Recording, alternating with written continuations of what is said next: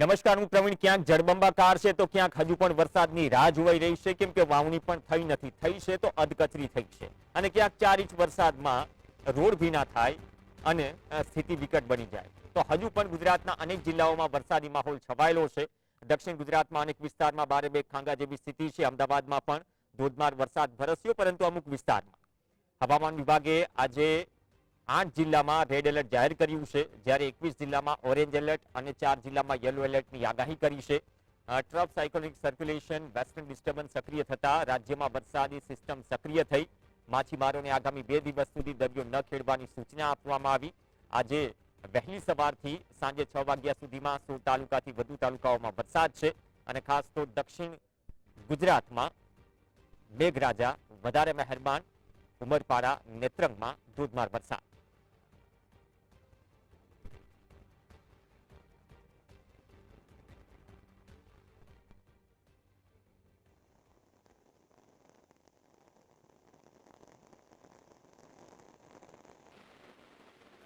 તો માછીમારોને દરિયો ન ખેડવાની સૂચના આપવામાં આવી છે. જે આગાહી આવે છે, આગાહીકારો ઘણા છે, પરંતુ જે આગાહી આઈએમડી કરે છે, હવામાન વિભાગ કરે છે, એ હિસાબથી ઘણી જગ્યાએ વરસાદ વરસી રહ્યો છે. એકાદ તાલુકો રાજ્યનો એવો પણ છે કે જે 2 ઇંચ વરસાદ પણ નથી વરસ્યો અને સૌથી ઓછો વરસાદ ઉત્તર ગુજરાતમાં વરસ્યો છે. સહયોગી કૌશિક જોડાશે આપણી સાથે. કૌશિક, સિસ્ટમ ઘણી બધી સક્રિય થઈ. આપણે કોઈ આગાહીકાર નથી, પરંતુ ટેકનિકલી જે આઈએમડીએ અને જે ડોપલર રડારથી માંડીને જે કંઈ પણ આપણને એક અનુમાન મળે છે, આવનાર 24 કલાકનું કે 48 કલાકનું જે અનુમાન મળે છે, એ અનુમાન શું કહે છે? કેમ કે દક્ષિણ ગુજરાતમાં જ્યાં વરસાદ છે ત્યાં વરસાદ છે, ઉત્તર ગુજરાતમાં વરસાદની ઘટ છે, સૌરાષ્ટ્રના ઘણા બધા તાલુકાઓમાં વરસાદની ઘટ છે, કચ્છમાં જો વાત કરીએ તો સરેરાશ બહુ સારો વરસાદ વરસ્યો છે. તો હવે ખરેખર આ જે સિસ્ટમ સક્રિય થઈ છે, સંભવત કયા તાલુકા, કયા વિસ્તારો છે કે જ્યાંની સ્થાનિક જનતા, ખેડૂતો અપેક્ષા રાખે કે કદાચ વરસાદની શક્યતા વધુ છે, જે આવનાર 24 થી 48 કલાકમાં વરસી શકે? જી પ્રવીણ, જણાવી દઉં કે અત્યારે જે પ્રકારે સિસ્ટમ સક્રિય થઈ છે, છેલ્લા 2-3 દિવસથી ગુજરાત ઉપર એક સાયક્લોનિક સર્ક્યુલેશન સક્રિય હતું, જેના કારણે આપણે જોયું કે દક્ષિણ ગુજરાતમાં ઘણી જગ્યાએ ભારે વરસાદ પડ્યો, ક્યાંક 5 થી 7 ઇંચ સુધીનો વરસાદ વરસી ગયો. હવે છેલ્લા 24 કલાકની વાત કરીએ તો આપણે જે ઉમરપાડામાં જે દ્રશ્યો જોયા, 4 કલાકમાં 14 ઇંચ વરસાદ, નેત્રંગમાં 7 ઇંચ વરસાદ. એટલે અત્યારે જે સિસ્ટમ પ્રવીણ સક્રિય થઈ છે એ ચોમાસાની એક ધરી છે. ચોમાસાની ધરી જે ગુજરાત ઉપર રાજસ્થાનથી લઈને જઈ રહી છે, તેના કારણે વરસાદ વરસી રહ્યો છે. અત્યારે બીજી કોઈ મોટી સિસ્ટમ હજી ગુજરાત ઉપર સક્રિય નથી, પરંતુ બંગાળની ખાડીમાં એક લો પ્રેશર સિસ્ટમ સક્રિય થઈ છે અને જેના કારણે એની ઇફેક્ટથી અત્યારે ચોમાસું છે ગુજરાતમાં મજબૂત બન્યું છે. આપણને છેલ્લા 24 કલાકમાં જે રીતે અનુભવ થઈ રહ્યો છે, ગઈકાલે બહુ ઓછી જગ્યાએ વરસાદ પડ્યો હતો. છેલ્લી 24 થી 48 કલાકમાં બહુ જગ્યાએ વરસાદ નથી પડ્યો, પરંતુ છેલ્લા 24 કલાકમાં ફરી એકવાર આપણને કહીએ તો 12 જ કલાકમાં ગઈકાલ રાતથી જ વાતાવરણમાં પલટો જોવા મળ્યો અને મધ્ય ગુજરાત અને દક્ષિણ ગુજરાતમાં સારો વરસાદ વરસ્યો. તેનું કારણ છે કે જે બંગાળની ખાડીમાં લો પ્રેશર બન્યું છે અને ચોમાસાની ધરી છે. હવે હું તમને અત્યારે આઈએમડી ની જે લેટેસ્ટ તસવીર છે તે શું કહે છે એના દ્વારા સમજાવું છું. તમે અહીંયા જોઈ શકો છો કે ગુજરાત ઉપર ખાસ કરીને અમદાવાદ અને કચ્છ, ઉત્તર ગુજરાત અને સૌરાષ્ટ્રના કેટલાક ભાગોમાં તમે ગાઢ વાદળો છવાયેલા છે. તેનું રીઝન એક છે કે અત્યારે દક્ષિણ પાકિસ્તાન, રાજસ્થાન અને ગુજરાતને બોર્ડરને અડીને આવેલા જે વિસ્તારો છે, દક્ષિણ પાકિસ્તાન અને રાજસ્થાનની સરહદ, આ વિસ્તારમાં એક સાયક્લોનિક સર્ક્યુલેશન સક્રિય છે. આ ઉપરાંત એક ચોમાસાની ધરી છે. તમે અહીંયા જોઈ શકો છો કે વાદળનો પટ્ટો છે તે આ દિશામાં ગતિ કરી રહ્યો છે.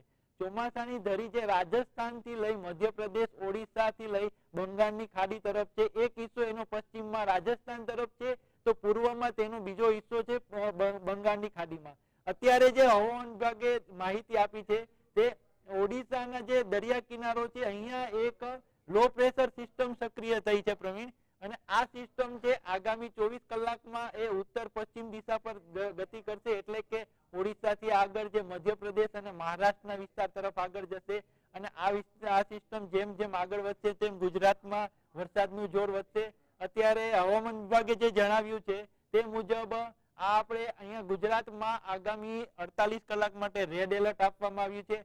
આજે ઉત્તર ગુજરાત થી લઈ અને દક્ષિણ ગુજરાતનો આજે પટ્ટો છે ત્યાં સારો વરસાદ વરસશે, એટલે કે ઘણી જગ્યાએ 5 થી 7 ઇંચ કે 10 ઇંચ સુધીનો વરસાદ પડી શકે છે.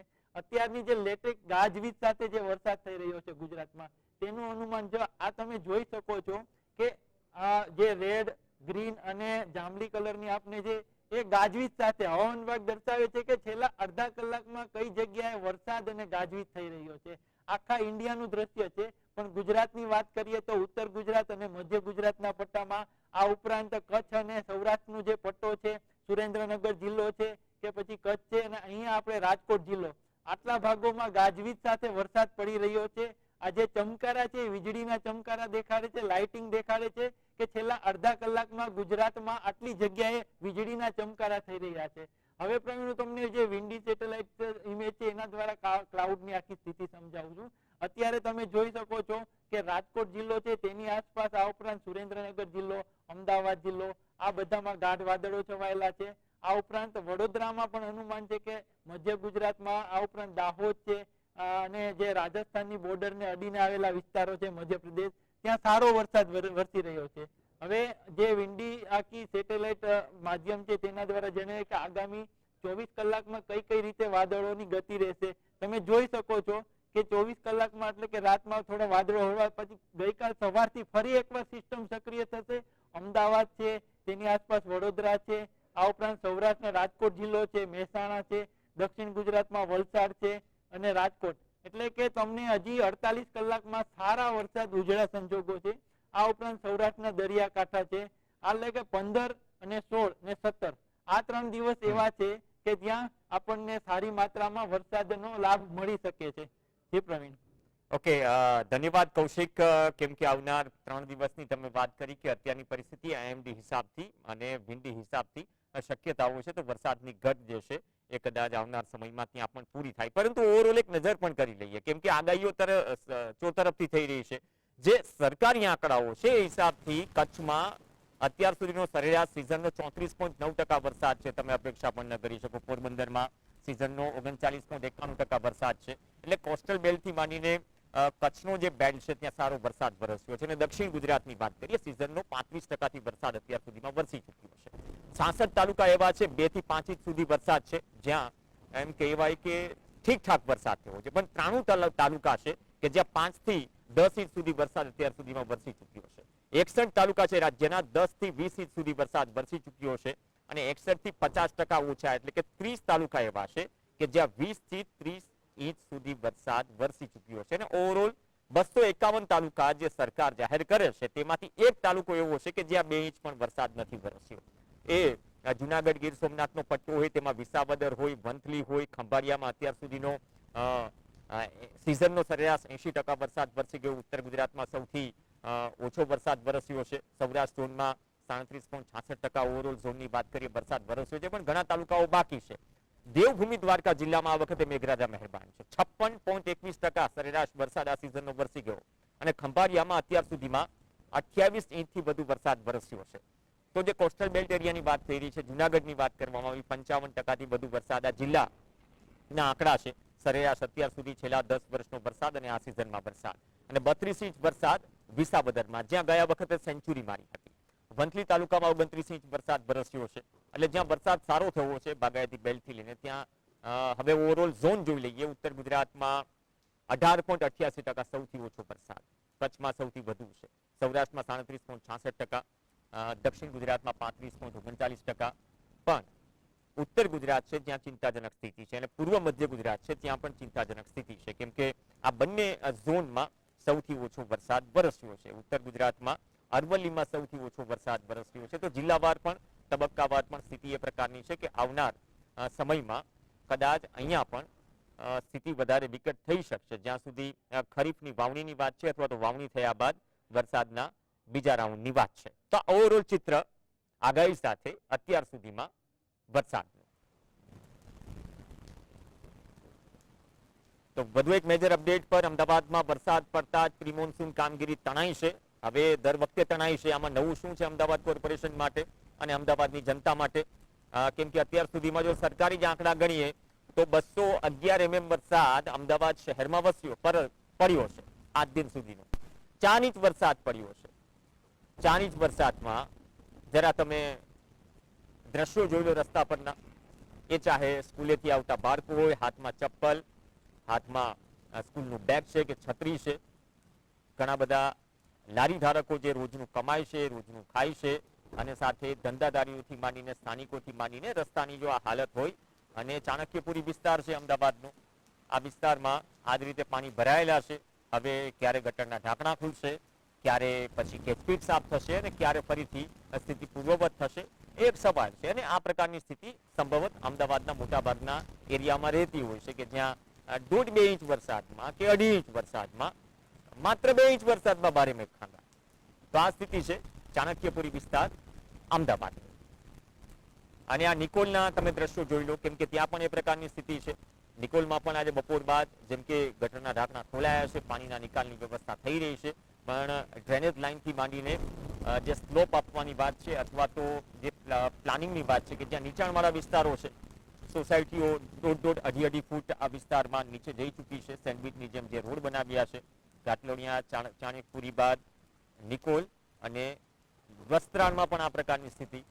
વસ્ત્રાલમાં પણ ચોતરફ પાણી ભરાયેલા છે અને ઘણા વાહનો બંધ પણ પડ્યા છે અને ઘણા ધીમે ધીમે નીકળવા મજબૂર પણ છે. તો અમુક કલાકો સુધી આ પ્રકારની સ્થિતિ રહે છે.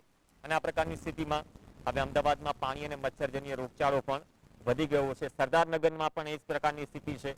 આમાં કન્ફ્યુઝ ન રહેશો, વરસાદના પાણી પણ છે અને ગટરના પાણી પણ હશે.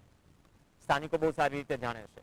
અને સ્કૂલ વેન જ્યારે ફસાય છે અને બીજી તરફ સ્થાનિકો, વિદ્યાર્થીઓ ધક્કા મારતા નજરે પડે છે. તો આજે આ દિવસ દરમિયાનની તસવીર, બપોર બાદથી જે સ્થિતિ ઊભી થઈ, એ સ્થિતિ કદાચ બપોર બાદ જો કદાચ થોડો વધારે વરસાદ આવ્યો તો તમે આંકલન કરી શકો છો કે આ તમામ વિસ્તારની હાલત શું હશે.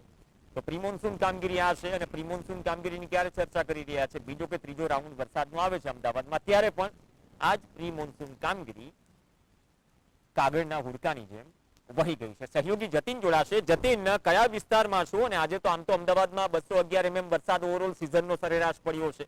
સરકારી આંકડા કહે છે સિટીમાં વત્તા ઓછા ધોરણે અમુક વિસ્તારોમાં હશે, પણ આટલા વરસાદમાં શું સ્થિતિ છે આજે અમદાવાદ?